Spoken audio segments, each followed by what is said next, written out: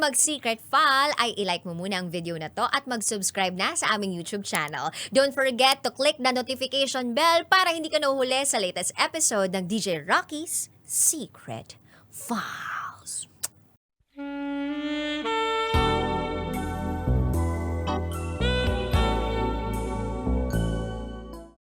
And now, it's time for SPG.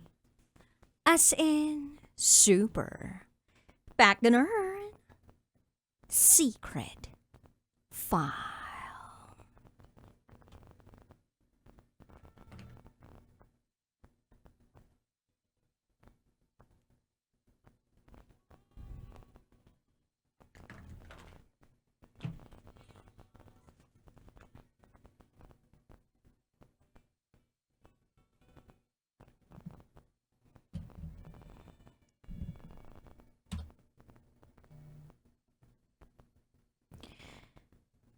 May kalokohan ang anak ko.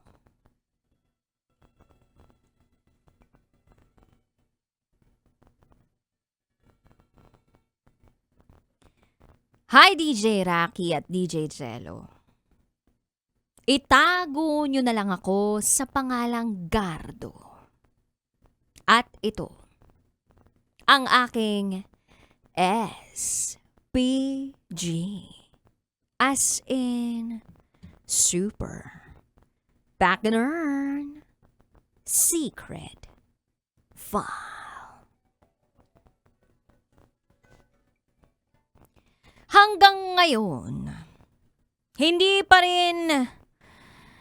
pa rin alam kung tatawa ba ako, iiyak ba ako, o mapapaisip kung tama ba ang pagpapalaki namin sa anak ko. Ewan ko. Basta ganito kasi yun. May asawa ko. At meron kaming anak na 1 year and 6 months old. Kasama namin sa bahay ang mama ko. Wala kaming katulong. At ang extra hands, extra bantay, at extra sanity saver namin ay ang mama ko. Malaking tulong siya sa pamilya namin. Kaya nagpapasalamat ako ng husto sa kanya. Pwede naman siyang mapunta sa ibang bahay. Sa mga kapatid ko. Pero pinili niya na sa amin na lang tumira. Na ikinalugod ko naman. Meron kaming 2 kwarto sa bahay. Yung isa sa amin ng asawa ko at yung isa naman ay kay mama. Hindi naglalak ng pinto si mama. At madalas, nakabukas ang kanyang pinto.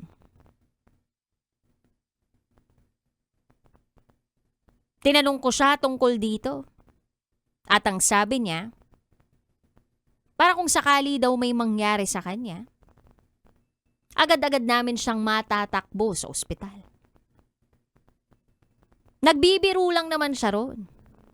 Pero kung sa bagay, napaisip kami ng asawa ko, may punto siya. And since isa lang ang banyo namin sa bahay, nasa ground floor lang, akyat panaog siya kapag magjijingle. Kaya nag-request siya sa amin ng asawa ko na kung po pwede, bilhan siya ng arinola. Binilhan naman namin siya. Wala namang naging problema. Ang routine niya, pagkagising sa umaga, bababa kasama ang arinola. Papasok sa banyo at saka lilinisin ang arinola.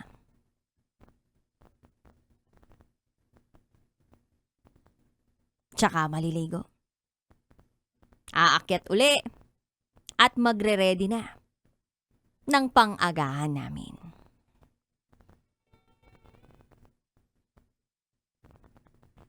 So, eto na nga. Isang normal na araw. Abala ako sa bahay. Wala ang misis ko na malengke. Kasama ko si mama. Pero, si mama, busy sa gawaing bahay. Ako naman, naroon sa kwarto naming mag-asawa. May harang naman ang hagdan. Kaya libreng-libre ang anak namin na mag-explore o maglaro sa second floor. Eto na. Ilang minuto ang lumipas. Lumapit yung anak ko sa akin. Nang lapitan niya ako, abay, automatic sa akin ang hawakan. Hawakan siya at hagkan. Hanggang sa hinawakan ng anak ko ang mukha ko. Yung tipong ang lambing-lambing. Yung para bang sinasabi niyang, love na love kita, daddy. At syempre, madalas sinahalikan ko siya. Kaya lang, DJ Rocky at DJ Jello, napansin ko na ang kamay ng anak ko ay basa. At yung pagkabasa ng kamay niya ay hindi dahil pasmado siya. Basa na parang hindi naman dapat ganun kawet. Hanggang sa nakaamoy ako ng kakaiba. Na para bang may hinuha na ako kung saan nanggaling ang kamay na iyon.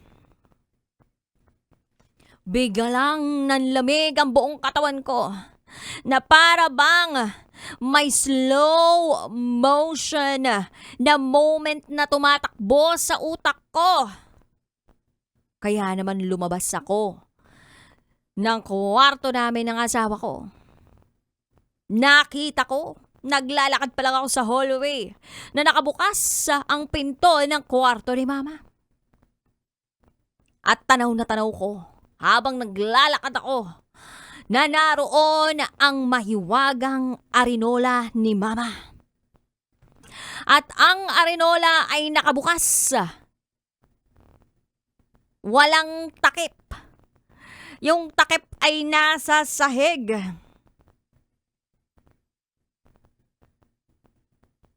At na-realize ko, parang hindi pa na ibababa ni mama ang kanyang arinola. Dahil nung kumatok siya kanina sa banyo, ako ang nasa loob nun. Kaya malamang sa malamang ay hindi niya natapon ang laman ng arinola. Pagpasok ko sa kwarto ni mama, nakumpirma ko ang hinuha ko. Na hindi nga natapon ni mama ang wiwi sa loob ng arinola.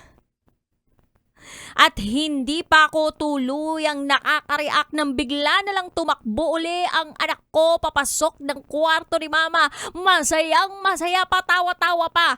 At walang alam sa tromang ibinibigay niya sa akin. Nang bigla na naman siyang sumugod papuntang arinola. Kakawkawin na sana niya ang laman ng arinola. At buti na lang mabilis ang reflexes ko. At nakuha ko agad ang kanyang kamay na basa pa rin dahil sa wiwi ni Mama. At dun na ako napasigaw ng, Peter! At naagaw ko ang kanyang kamay. In the last second, parang action hero na laging huli.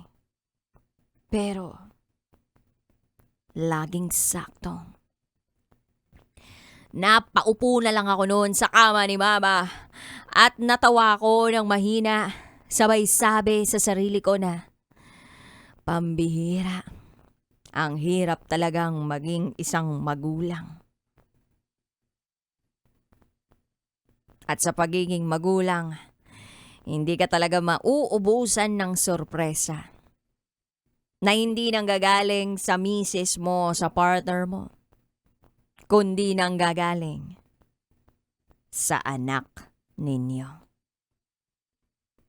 At ang mga sorpresa ay minsan nakakatawa, minsan nakakatrauma, pero laging may lesson. At ang lesson ko ay, toddlers ay tiny chaos machines na may unlimited access sa mga bagay na hindi nila dapat na aabot o na-e-explore. Binuhat ko ang anak kong si Peter at bumaba kami. Pumasok kami ng banyo. Nagmumog na rin ako ng tubig na may asin dahil pati bibig ko pasukan din ng kamay ni Peter.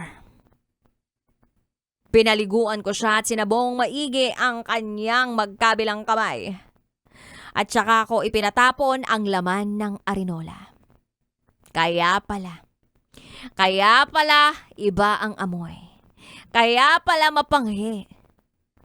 Dahil yung wiwing naroon ay ang wiwi galing sa mama ko na umihi pa kagabi. Hanggang dito na lang po, DJ Rocky at DJ Jello. Happy Father's Day sa mga tulad kong tatay na lumalaban araw-araw. At sumusunod sa boss ng buhay namin. At yon ang anak natin. Hanggang dito na lang po muli. Ako si Gardo.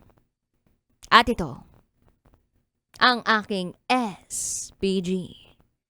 As in, super, Baganern, secret, fun.